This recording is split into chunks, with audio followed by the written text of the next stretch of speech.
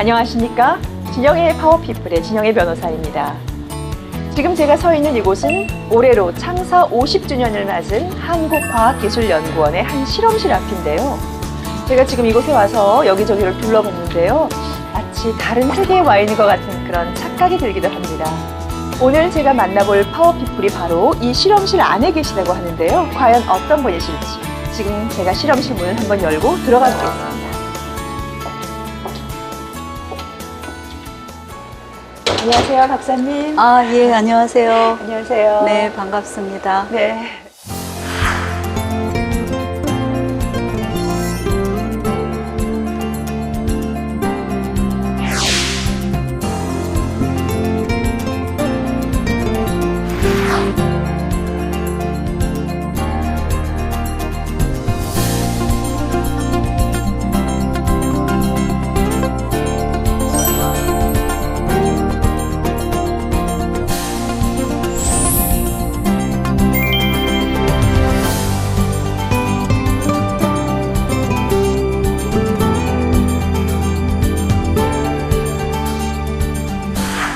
박사님, 저는 이런 실험실은 제가 학교 다녔을 때 과학실이라는 이름으로 된 실험실을 간 거 외에는 사실 참 처음입니다. 그러시죠. 더더군다나 네. 우리 박사님께서 책임연구원으로 계시는 네. 이 키스트가 많은 사람들은 저를 포함해서 카이스트를 키스트라고 네. 말하는 건가? 뭐 네. 발음이 비슷한 건가? 라고 네. 생각하면 정도로 네. 잘 모르는 분들도 계실 거예요. 일단 키스트는 어떤 곳인지부터 조금 말씀을 좀 네. 해주시죠.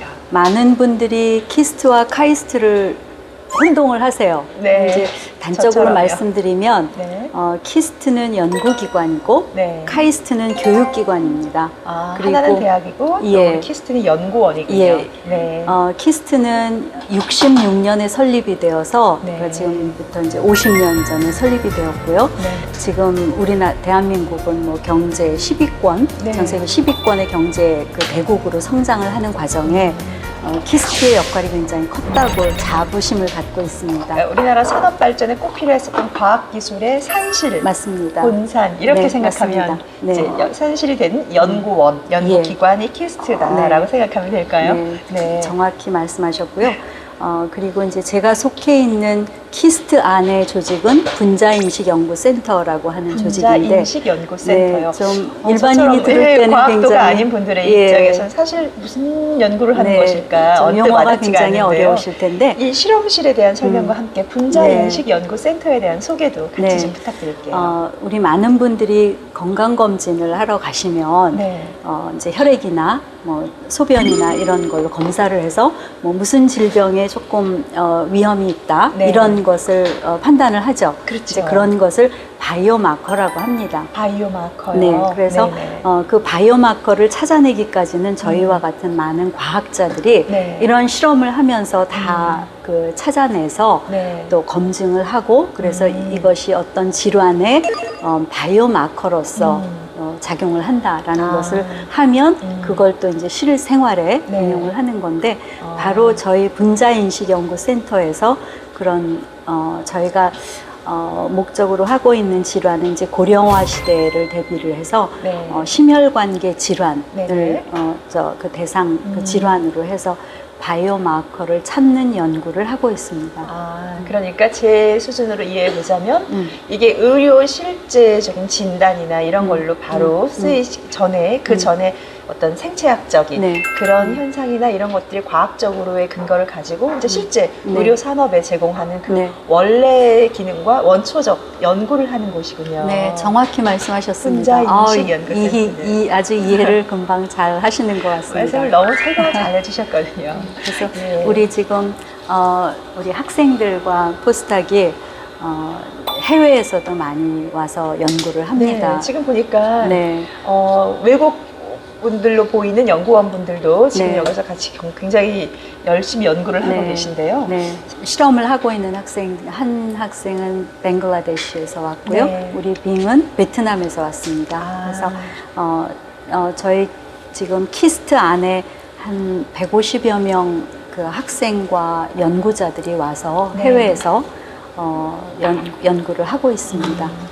사실 같은 여성이 보더라도 또 여성의 직업 중에서 과학도 네. 정말 말 그대로 개척자의 입장이 아니셨을까 네. 싶습니다. 네. 앞으로 자리를 조금 옮겨서 네. 우리 박사님께서 걸어오신 삶의 길, 그리고 그 과정에서 겪으셨던 여러 가지 삶의 험난한 역정에 대해서 조금 네. 이야기를 조금 더 청해 들어보도록 하겠습니다. 예, 그러겠습니다.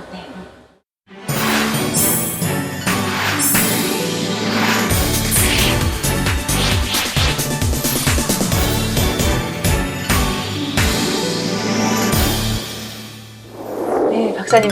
조금 전에 저에게 보여주셨던 그 실험실에서의 박사님의 모습과는 또 사뭇 다른, 아마 지금 이 방은 우리 박사님께서 실험 외에 또 업무를 처리하시고 또 공부도 또 책도 읽으시는 그런 집무실이 아닐까 싶은데요. 맞습니다. 또 여기서 뵙는 우리 박사님의 분위기는 정말, 아니 이분이 그런 자연과학의 공학도의 모습을 가지고 계실까라는 생각은 절대 들지 않는 또 그런 단아한 분위기를 갖고 계세요. 오늘 오기 전에 박사님에 대해서 공부를 조금 해보니까요. 우리 박사님이 내 인생의 키워드를 명동성당으로 잡으셨어요. 네.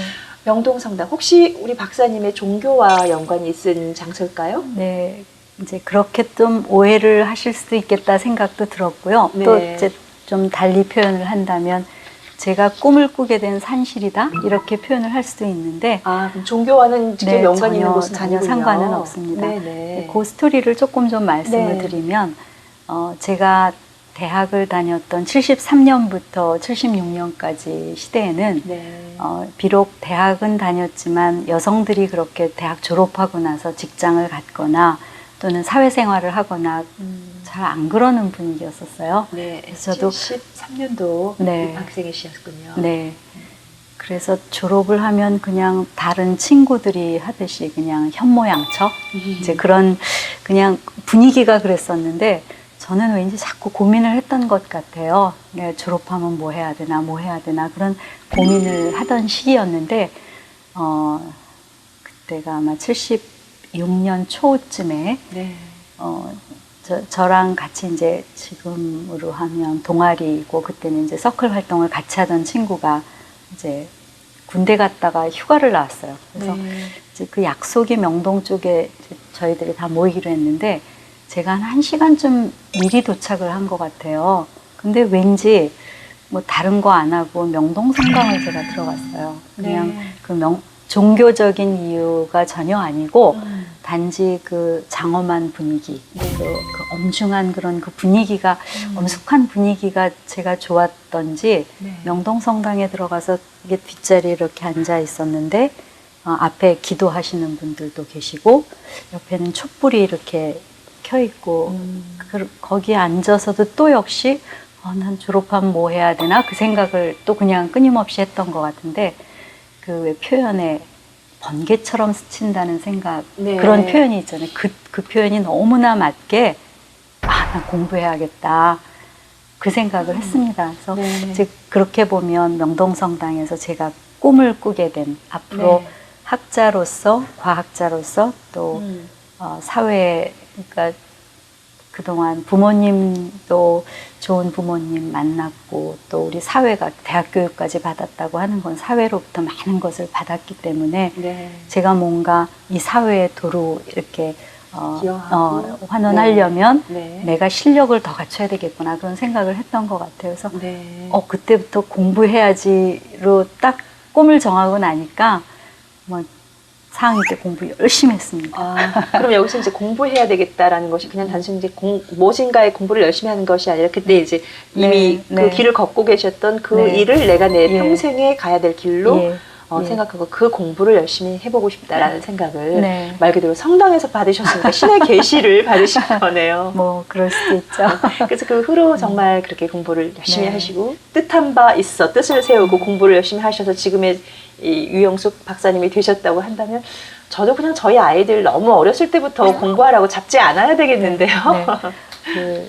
그 의미를 알면 네. 내가 왜 이걸 하는지 의미를 알면 그 다음에는 어떤 어려움이 와도 그걸 극복할 수가 있거든요. 동력이 생기는군요. 네, 그 동기부여가 되면 네, 네. 에너지는 네, 같이 올 수 네. 있는 건가요? 그래서 강요한다고 그래서 결코 되는 건 아닌 것 같습니다. 네.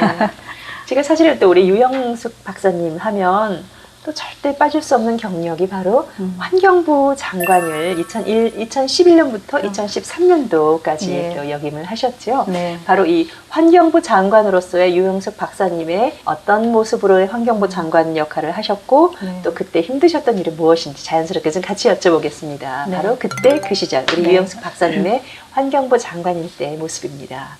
어떠셨나요? 사실은 이 공학도 또 이공학계의 학자로 쭉 20여 년 이상을 쭉 살아오시다가 네. 어느 날 행정관료로서의 면모를 일신하신 거예요. 그죠? 네. 자, 그러면 행정직으로서, 즉 행정부 장관직을 역임하시는 것이 그 이후와 또는 그 이전에 있어서 해오셨던 일에 어떤 도움이 좀 되셨나요? 환경부로 장관으로 가서 많은 분들이 좀 놀라워했었어요. 왜냐하면 예상하지 못했던 일이었기 때문에. 그런데 이제 제 경력을 보면 물론 과학자로 키스트에서 20몇 년간 연구를 하고 네. 그렇게 했지만 또 그 과정에 제가 그 센터장이나 연구본부장 또 연구부원장 이런 그 경영을 하는 그런 그 경험을 좀 하긴 했었습니다. 그래서 이제 장관으로 갔던 거는 물론 정말 저 자신조차도 예상치 못했던 그런 막중한 임무였었지만 네. 나름대로 또 이제 열심히 잘 했고요. 과학자였기 때문에 그 장관의 그 소임을 저는 더 잘 할 수 있었다라고 생각을 합니다. 왜냐하면 저희가 그 과학을 하면서 실험을 하면서 하는 그런 그 절차나 그런 그 방법이나 네. 이런 그 논리적인 그런 그 진행 과정이 상당히 도움이 되었다라고 생각을 합니다.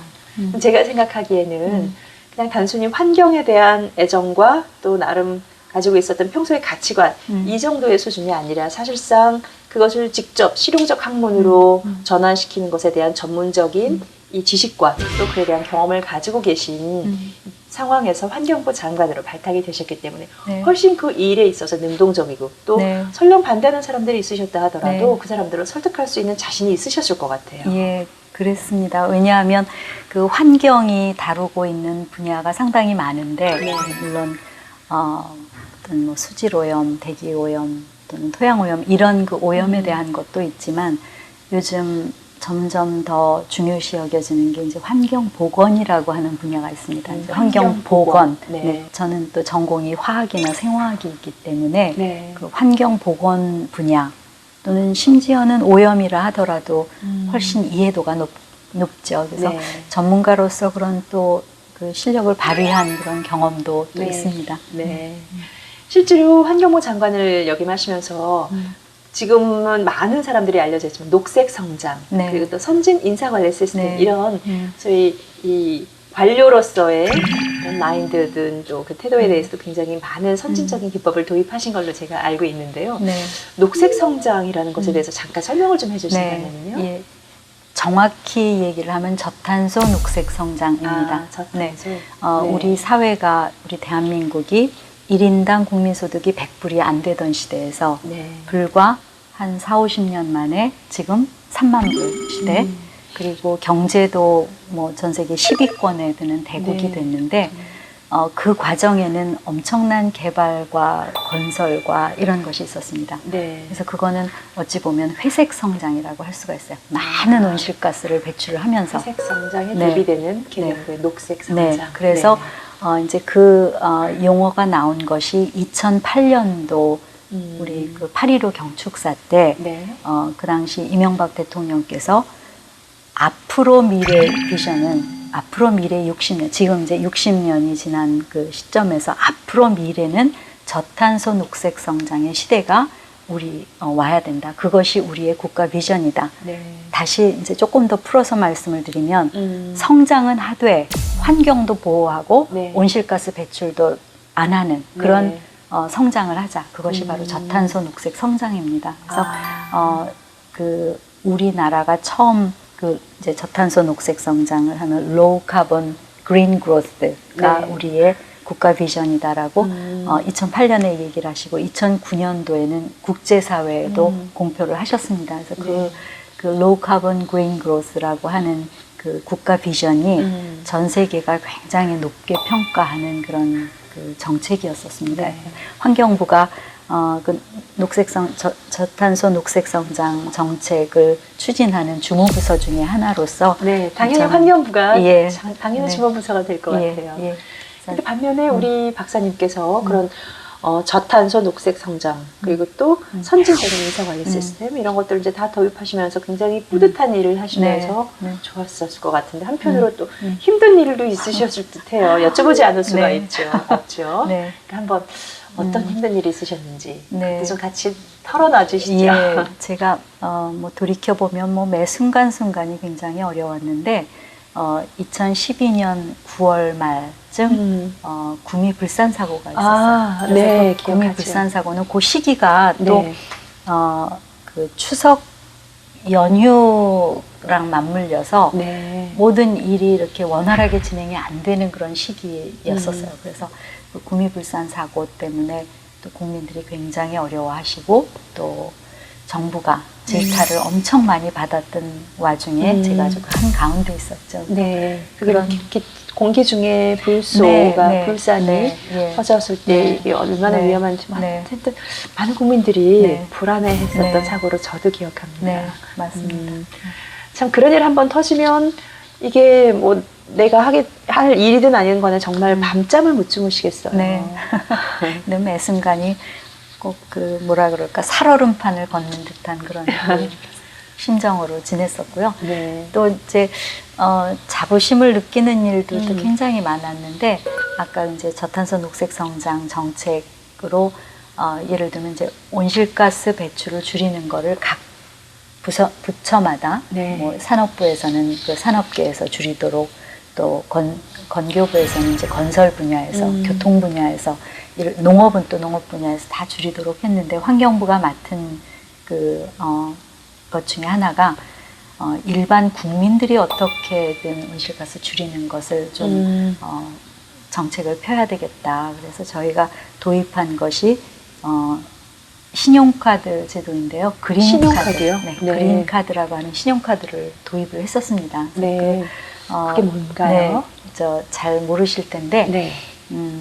일반 국민들로 하여금 온실가스를 줄이는데 적극적으로 참여를 하도록 인센티브를 주는 제도예요. 그래서 네. 그 그린카드라고 하는 신용카드를 써서 예를 들면 지하철 이런 대중교통을 이용을 하면 네. 포인트를 적립을 해줍니다. 아. 그리고 마트에 가서 이제 녹색 제품이라는 것이 있어요.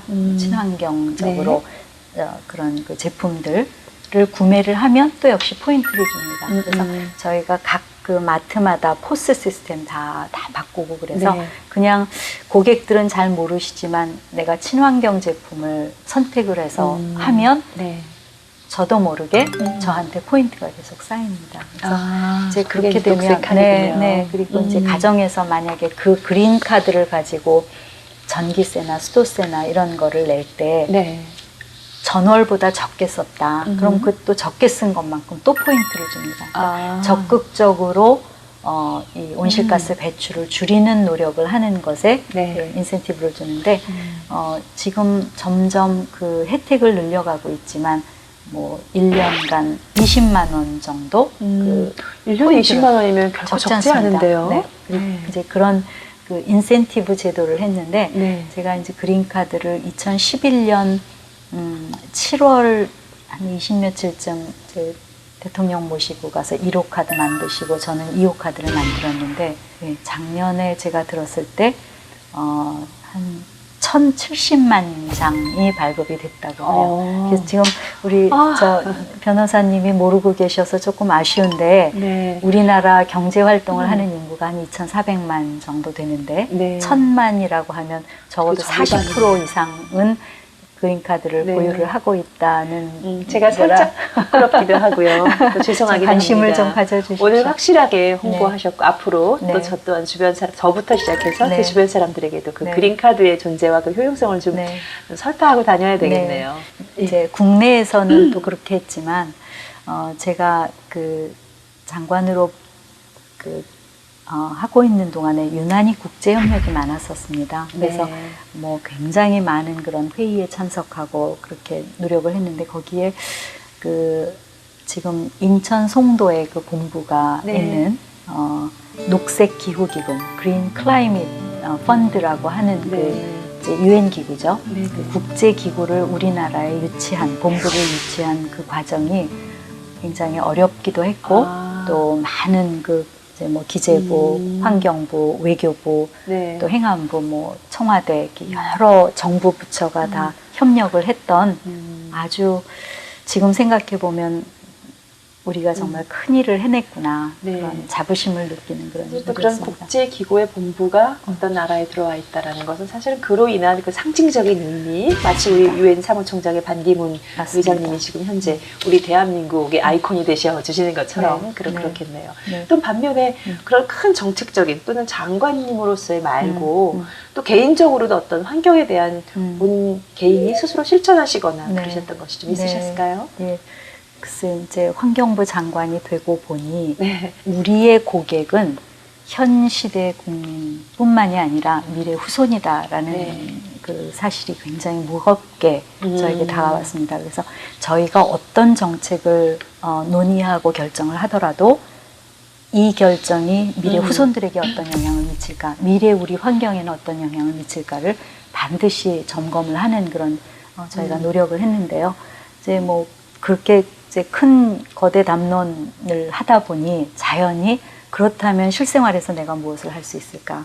그래서 제가 이제 과천에서 한 1년 반 정도 살고 또 세종시에서도 또 몇 달 살았는데 제 사무실이 6층이었습니다. 그래서 항상 올라갈 때는 이제 그 계단으로 올라갔어요, 6층을. 근데 네. 어느 때는 제가 세어보니까 3번인가 4번을 올라갔어요. 제 회의 내리시는 때문에. 거를 다 네, 엘리베이터 내려가는 타지 거는 않으시고. 제가 이제 좀 나이가 있어서 무릎이 조금 네. 좀 걱정이 되어서 그러셨을 엘리베이터를 또 타기도 했지만 적어도 이제 올라가는 거는 그런 노력을 했고 또 한 가지는 그 하이브리드 소나타를 타고 다녔었습니다. 그 업무용 지금은 차량으로. 조금 더 상용화된 것 같기도 한데 그때까지만 해도 사실은 최첨단 환경 네. 친환경 차였었지요. 네. 네. 그래서 되게 이제 국무회의나 뭐 이런 그 회의가 끝나고 나면 이제 나와서 기다리면 검은색 자동차들이 쫙 오는데 네. 하늘색 작은 하이브리드 차가 항상 오면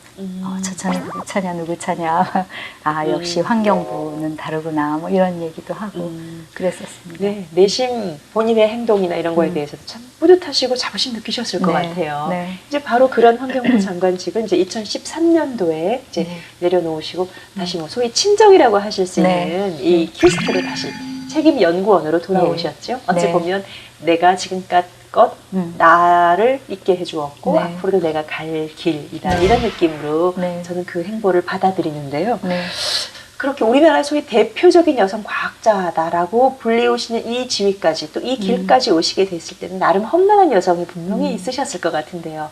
즉 장관직을 수행할 때 이런 공인이로서 말고 또 지금까지 오시면서 힘드셨던 일은 어떤 것이 있으셨을까요? 좀 털어놔 주세요. 아 글쎄요 뭐 제가 처음 선임연구원으로 키스트에 90년에 들어왔는데 네. 90 몇 년도인가 제가 그 선임연구원에서 책임연구원으로 승진을 하는 그 과정이었었는데 네네. 이제 뭐 그때만 해도 박사급 연구원이 여성으로 키스트에 몇 명 안 됐었기 때문에 네. 또 사회가 또 당연히 그런 거였겠지만 90년도면 한 지금으로부터 한 25년 전이네요. 네 그렇죠 네. 그렇죠 그 서류 심사 다 하고 그다음에 이제 면접 심사를 하는 과정에 당연히 이제 심사위원들은 다 남성 과학자 분들이셨는데 네. 이제 저는 막 제가 앞으로 책임연구원이 되면 이런 연구를 하고 싶다 뭐 그런 걸 열심히 얘기를 했는데 심사위원 중에 한 분이 그냥 툭 던지시는 말로 유 박사 여잔데 홀로서기 할 수 있겠어? 아주 그 여성 그 비하적인 그런 발언을 하시는 그 목소리가 네. 저는 지금도 귀에 쟁쟁합니다. 그러니까 저는 꿈을 얘기를 하고 내가 무엇을 하고 싶다라는 걸 얘기를 했는데 그분은 현실적인 상황을 얘기를 하셨을 때 그 당시는 정말 서운하기도 하고 좀 아주 놀라웠지만 지금 생각해 보면 사실 그분의 그 말씀 때문에 제가 정말 몇 배 노력을 더 했던 것 같아요. 제가 사실은 우리 파워피플 시즌 1에서의 총 21분, 또 지금 우리 시즌 2에서는 우리 유 박사님께서 이제 여성 출연자로서는 최초이십니다. 그러세요? 그런데 네. 그동안에 그분들을 쭉 뵙고서 항상 느끼는 그분들의 성공의 공통점은 누군가가 그분들의 이 성공에 대한 신념이 그렇게까지는 있지 않으셨을 때 뭐 소위 도발을 한다고 해야 될까요? 아니면 그분들에게 뭔가 한마디를 아주 쉽게 그냥 툭 던졌던 말에 오기와 또는 자기가 내가 뭔가를 보여주겠다라는 그 결심을 했었던 계기가 바로 그 말이었다 또는 그 상황이었다. 이 말씀들이 참 거의 빠지지 않고 등장하는 것 같습니다. 네. 우리 박사님께서도 사실 네. 그때 그 여잔데 혼자 서기 할 수 있겠어라는 네. 그 말이 사실은 지금 네. 네, 우리 유 박사님을 네. 만들어주신 말씀이라면 어찌 보면 한편으로는 또 그분이 어느 분이신지 궁금해지기도 하고 네. 또 약간 감사드려야 되는 네, 상황인가 그래서 싶기도 지금 하네요. 이 나이 되니까 정말 고맙게 생각을 합니다. 근데 네. 그 당시는 정말 참 힘들었죠. 네.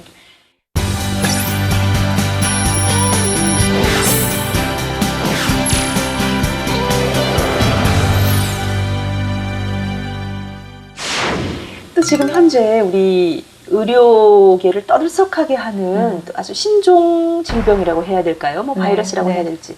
그 지카 바이러스가 요새 네. 굉장히 큰 화제가 되고 있는데요. 네. 특히 우리나라처럼 출산율이 낮은 나라에서는 국가적인 그렇습니다. 관심을 기울여야 되는 일이 아닐까 싶기도 네. 한데요. 네. 이에 대한 어떤 의학적인 연구 또 이 네. 부분에 대해서 지금 우리 박사님께서 바이오마커라는 분자의식 연구센터에서 일을 수행하고 계신다고 하셨는데요. 네. 이 지카 바이러스에 관련된 우리 음. 박사님의 말씀을 조금 듣고 싶습니다. 네. 사실은 지카 바이러스라고 하는 것이 이제 결국은 그 모기가 매개체로 돼서 네. 질병을 전파를 하는데, 자 21세기에 음. 모기에 물려서 이런 정말 어마어마하게 무시무시한 그런 질병이 감염이 된다고 하는 게 참 이게 웬 말일까 싶은 그러게요. 생각이 드는데요. 네. 이제 그 이집트 숲모기가 네네. 매개를 한다고 하는데 네. 우리나라의 그 하얀 줄 숲모기도 매개를 할 수 있다고 합니다. 그래서 참 더 두려움을 또 갖게 되는데 그렇네요. 또 이제 또 한 가지는 이제 어찌 보면 그 인간의 무분별한 그런 그 개발이나 또는 욕심이 어떤 이런 그 어려움을 초래를 했다고도 볼 수가 있습니다. 왜냐하면 70년대 그 아시아 쪽이나 네. 또는 남미 쪽에 네네. 좀 굉장히 그 개발이 많이 됐었습니다. 예. 이제 그러면서 또 경제가 어려워지면 그런 그 건설 폐기물이라든지 뭐 웅덩이라든지 이런 것이 그대로 방치가 된 네. 그런 상황이 반복이 되는 과정에 거기에 많은 그런 그 유충들이 번식을 하게 되고 이것이 결국은 또 뭐 그런 그 지카 바이러스나 이런 네. 바이러스 네. 위험이 이제 네. 다시 오히려 뭐 또 뭐 댕기열이나 이런 그런 그 아열대성 그런 질환들이 생기는데 네. 문제는 기후 변화가 점점 심각해지면서 네. 우리나라가 앞으로 몇십 년 뒤에는 아열대성 기후로 변할 거라는 그런 그 예측들을 하고 있습니다. 벌써 징조들이 많이 느껴지고 있는데요. 네, 그 동안에는 이제 이런 그 교통의 발달로 해서 유입이 되었던 그런 댕기열이나 또는 뭐 지카 바이러스에 의한 소두증이나 뭐 이런 것들이 우리나라에서 자체적으로도 될 수가 있다는 거죠. 그래서 많은 그 감염학자들이나 또 기후학자들이 네. 그런 우려를 이렇게 표시를 하고 있어서 네. 사전에 그런 예방을 또 좀 해야 될 텐데 제가 얼마 전에 들은 뉴스에 의하면 정부에서도 질병관리본부인가 식품의약품안전처에서 그 지카 바이러스에 대한 어떤 백신이나 이런 것을 연구를 좀 집중적으로 하겠다 이런 네. 발표를 좀 들었습니다. 그래서 뭔가 준비를 하고 있다고 봅니다. 네, 그러니까 결국은 이제 이런 지카 바이러스니 또 메르스니 이런 우리가 신종 전염병 또는 그런 질환으로 알고 있는 이런 병들이 결국은 전 세계적인 이제 기후의 변화라든지 또는 무분별한 어떤 개발의 후유증을 그 직접 그 세대는 아니더라도 그 다음 세대가 겪을 수 있는 굉장히 네. 어찌 보면 뼈아픈 그런 네. 교훈적 케이스가 아닌가 하는 생각이 드는데요. 바로 그래서 우리 박사님께서 어떤 센터를 하나 설립하신 게 아닌가 생각을 하기도 네. 합니다. 기후변화센터에 네. 지금 현재 네. 대표로 계시지요. 이 기후변화센터라는 센터는 네. 무엇이고 기후변화센터는 제가 어떤 일을 설립한 거는 하시는지요? 아니고요. 네. 8년 전, 9년 전쯤에 고건 전 총리님께서 네. 기후변화센터라는 것을 설립을 하셨습니다. 그러니까 네. 그 당시만 해도 기후변화라고 하는 것이 그렇게 흔하게 들리던 용어가 아니었음에도 불구하고 네네. 이미 이제 국가 행정을 해보셨기 때문에 앞서서 내다보고 만드신 그런 센터고요. 비정부 기구니까 이제 NGO 단체입니다. 근데 저희는 전문가 그룹으로서 기후변화에 대한 이런 그 위협이나 이런 것을 국민들에게 많이 알리는, 그래서 고위급 사회의 여론 주도층들을 대상으로 하는 교육이라든지 네. 아니면 대학생들이나 청년들에게 하는 그런 공유, 유세이버스 프로그램이라든지 이런 네. 활동을 좀 많이 하고 있습니다. 그래서 제가 환경부에서 명예 졸업을 하고 그리고 키스트로 다시 돌아와서 기후변화센터에서 공동대표로 같이 활동을 하자라고 청이 들어왔고 저는 아주 기쁜 마음으로 참여를 해서 지금 같이 하고 있습니다. 예. 제가 박사님께서 얼마 전에 그 언론 기사에서 말씀하셨던 내용을 하나 우연히 봤는데요. 네. 저탄소 협력금제라는 네. 것을 시급히 도입해야 한다라는 이 인터뷰를 하셨더라고요. 네. 이제 정확히는 저탄소차 협력금 제도인데요. 저탄소차 협력금제요. 그러니까 온실가스를 배출하는 그런 그것이 공장, 산업계 공장이라든지 네. 또는 자동차 배기가스 매연이 상당 큰 부분이고 또 뭐 가정에서도 하고 정말 인간이 활동하는 모든 활동에서 다 온실가스를 배출을 하는데 그 중에 이제 상당 부분을 차지하는 자동차에서 나오는 온실가스를 좀 줄여보자라고 하는 한 정책이었었습니다. 그래서 네. 뭐 이미 정부가 좀 미루어서 2020년 이후에 시행을 하겠다라고 결정을 했기 때문에 뭐 그거대로 나가겠지만 이 저탄소차 협력금 제도랄지 또는 뭐 배출권 거래 제도랄지 이런 그 많은 제도들이 분야별로 온실가스를 줄이는 노력을 좀 하자라는 그런 취지였었습니다. 네.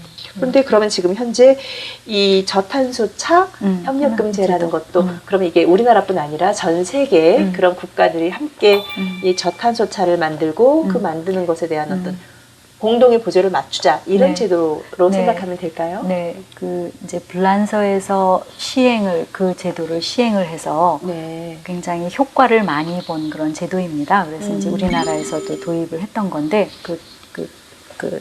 구조는 근본적인 구조는 어떻게 되어 있냐면 우리나라는 국토가 굉장히 작은 데 비해서 네. 대형차를 선호를 합니다. 이제 네. 그 시민들의 의식도 있기도 하고 그 급성장을 하는 과정에서 생긴 그런 뭐 여러 가지가 있어서 비교를 해보자면 경차의 비율이 우리나라는 10%가 안 됩니다. 8%, 네. 9% 정도밖에 안 되는데 네. 예를 들면 일본 같은 경우 30%가 넘고요. 네. EU도 유럽도 30%, 40% 가까이 되고 심지어는 미국도 아마 한 20% 정도가 될까? 그렇게 모든 현저히 나라들이 낮군요. 네, 네. 현저히 낮습니다. 이제 그 얘기는 단순히 뭐 차가 크고 작고의 문제가 아니라 거기서 당연히 그 큰 차를 운행하기 위해서 나오는 많은 배기가스와 온실가스 네. 그걸 어떻게든 좀 줄여보자라고 하는 그런 취지였었고 이제 그러면 작은 차, 작은 즉 차에는 저탄소차에 보조금을 보조금을 주고 아. 대형차 네. 온실가스를 많이 배출하는 차에게는 부담 부과금을 받아서 네네.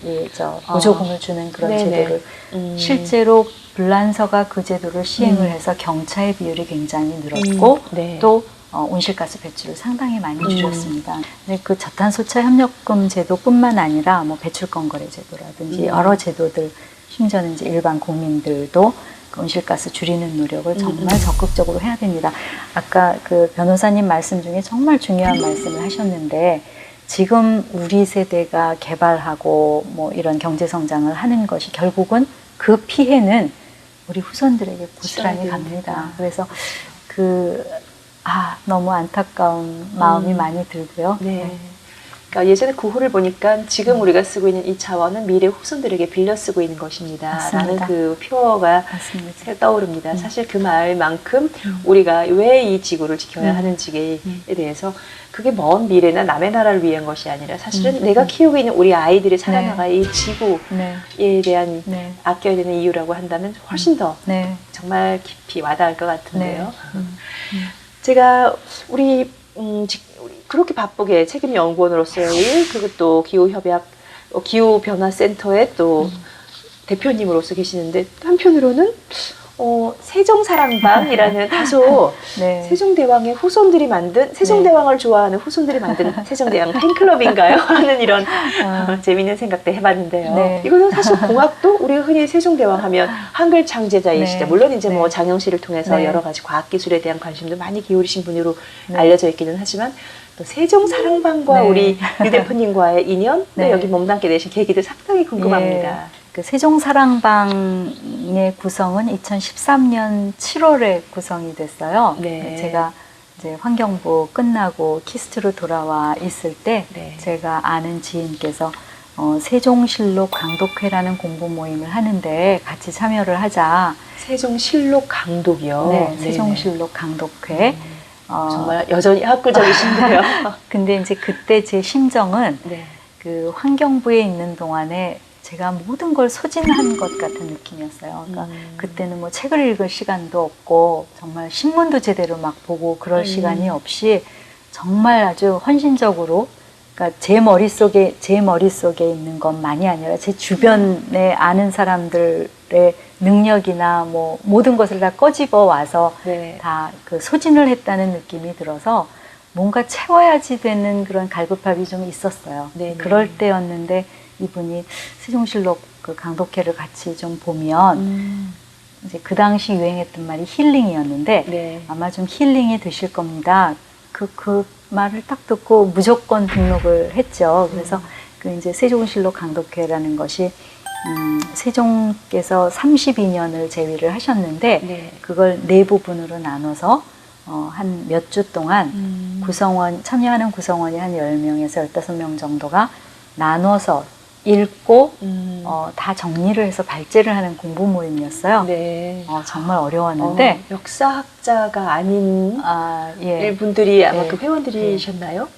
그렇죠. 그렇죠. 뭐 그 중에 이제 정말 리드를 하시는 색다른 교수님, 모임이네요. 네, 교수님도 있고 또 뭐 어디서 철학 박사과정에 계신 분도 있고 그래서 좀 많이 접하신 분들도 있었지만 이제 저같이 과학자도 있었고 회사원도 있었고 은행 그 부장도 있었고 뭐 그 회사의 디자이너도 있었고 이렇게 좀 교수님도 이제 다양한 구성원이었었는데 그 실록 강독회를 하고 나서 좀 뭔가 좀 계속적으로 좀 해보자. 그래서 이제 세종사랑방이라는 공부 모임을 만들고 그 이후부터 이제 13년 7월 결성이 되어서 지금까지 매월 마지막 수요일 저녁 때 저희가 모여서 실록도 좀 공부하고 또 세종과 관련된 그런 많은 전문가들을 초청을 해서 저희가 강의를 듣기도 하고 네. 저희들끼리 어떤 나눔을 하기도 하는 그런 모임을 제가 회장을 맡고 있습니다.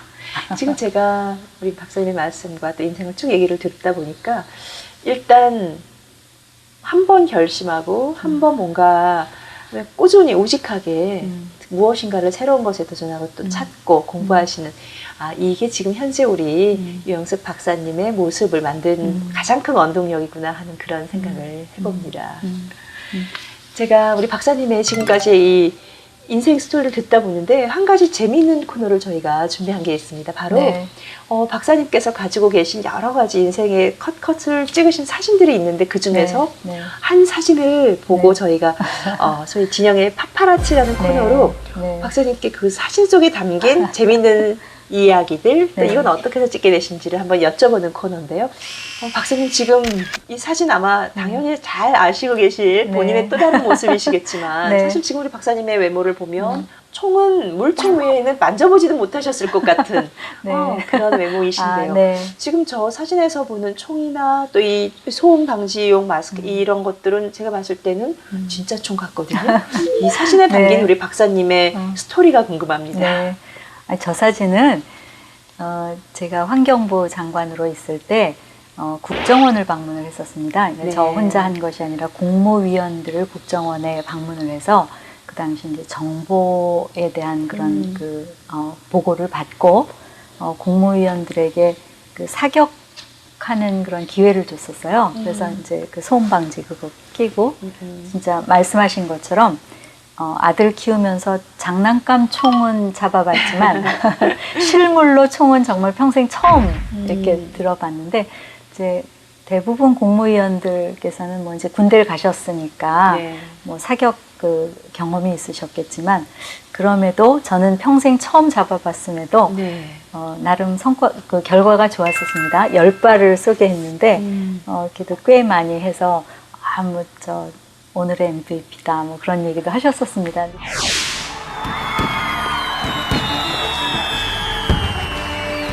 너무 의외로 네. 또 사격에 나름 내공을 갖고 계셨군요. 그 국정원에 계신 어떤 분으로부터 받은 그 피드백이 네. 제가 굉장히 기분 좋게 생각하는 그런 피드백이라고 생각하는데 저보고 비록 처음 총을 잡아 보았지만 제가 그 침착함과 집중도가 대단히 좋다 이렇게 표현을 해주셔서 나한테 그런 면이 또 있구나 라고 생각을 했었던 정말 기분 좋으셨을 것 같아요. 네. 아마 그때 당시에 환경부 장관이 아니셨으면 또 국정원에서 스카우트를 받았을지도 모르겠네요. 네. 사실 제가 오늘 우리 박사님께서의 그동안에 걸어오신 인생 역정뿐 아니라 또 어떤 엄마의 모습도 여쭤보고 싶었고 또 여성으로서의 사회생활에서 힘들었었던 점도 또 여쭤보고 싶기도 했습니다만 사실은 이제 여성으로서의 힘들었었던 것은 어느 여성이든 간에 거의 네. 비슷한 네. 역정 또 역경에 대한 극복 스토리가 네. 있으실 듯 해서 오늘은 그 부분에 대해서는 여쭤보지는 않았습니다. 네. 지금 우리 국민들에게 또 예전에 이제 환경부 장관으로서의 우리 사회가 환경이나 또는 내가 살고 있는 우리 이 생존의 터전인 이 지구에 대해서 한 가지씩만 부탁을 해주신다면 어떤 게 가장 절실하실까요? 네. 사실은 작년 12월 달에 파리에서 기후변화 총회가 열렸었습니다. UN 기후변화 협약 당사국 총회인데 그 파리 총회에서 굉장히 중요한 결정이 이루어졌어요. 그 얘기는 뭐냐 하면 선진국들만 온실가스 배출을 의무적으로 줄이자라고 했던 그동안의 그 패러다임에서 196개국이 합의를 해서 모두가 줄이자. 각자의 상황에 맞게. 네. 그것이 합의가 됐습니다. 이제 그게 파리 합의문인데 그 과정에 우리 반기문 총장님께서도 굉장히 중요한 역할을 많이 하셨고요. 네. 또 우리 대한민국 정부에서도 또 박근혜 대통령께서도 굉장히 적극적으로 참여를 해주셨고요. 그래서 지금은 모든 세계가 하나뿐인 지구, 네. 우리 미래 후손들이 살아야 될 이 하나뿐인 지구를 더 이상 방치하지 말자. 우리가 뭔가 지금 하자. 그런 네. 그 합의를 내렸고 또 이제 그 합의문이 발표되기 얼마 전에 6월 달에 프란치스코 교황께서도 네.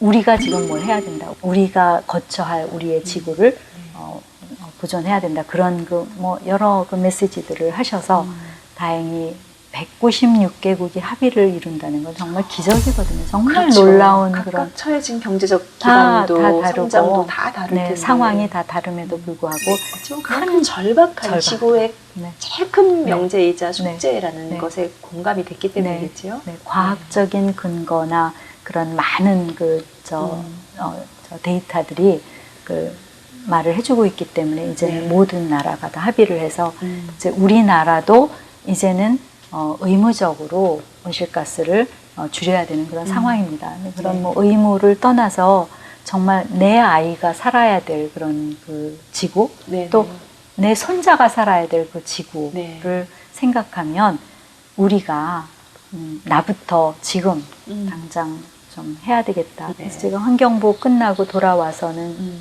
지금 이제 대중교통 이용하고 있습니다.